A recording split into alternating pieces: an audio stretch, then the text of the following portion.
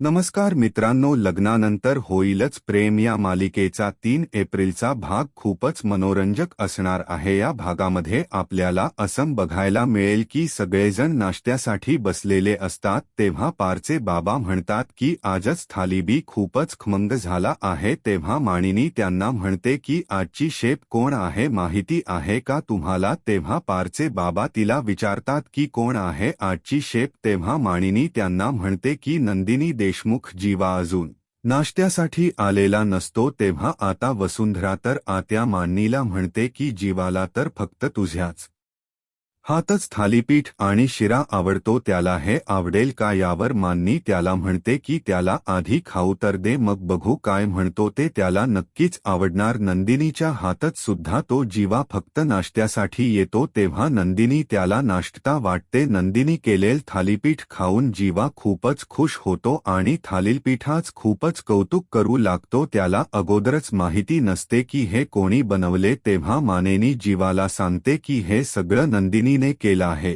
थालीपीठ नंदिनीने बनवला आहे हे समजल्यानंतर जीवा नंदिनीकडे बघत लाजत तिला म्हणतो की छान झाला आहे थालीपीठ। जीवाने नंदिनीच कौतुक केलेलं बघून काव्या जीवाकडे बघू लागते। हे सगळं झाल्यानंतर वसुंधरा आत्या नंदिनीच्या बोटामधली ती अंगठी बघते आणि नंदिनीला म्हणते की नंदिनी ही अंगठी तर एंगेजमेंटच्या दिवशी पारने तुझ्या बोटात घातली होती ना, ही अंगठी तू अजून काढली नाहीस का? वसुंधरा आत्या नंदिनीला लाती अंगठी बोटातून काढायला लावते। पार्थने सुद्धा एंगेजमेंटची अंगठी अजून काढलेली नसते तेव्हा वसुंधरा आत्या पार्थला सुद्धा ती अंगठी काढा असं म्हणते तेव्हा नंदिनी व पार्थ दोघे आपापल्या बोटातील अंगठ्या काढतात। हे बघून वसुंधरा आत्याला अजूनच मजा वाटते आणि ती म्हणते की आता सगळं कसं ठीक झालं।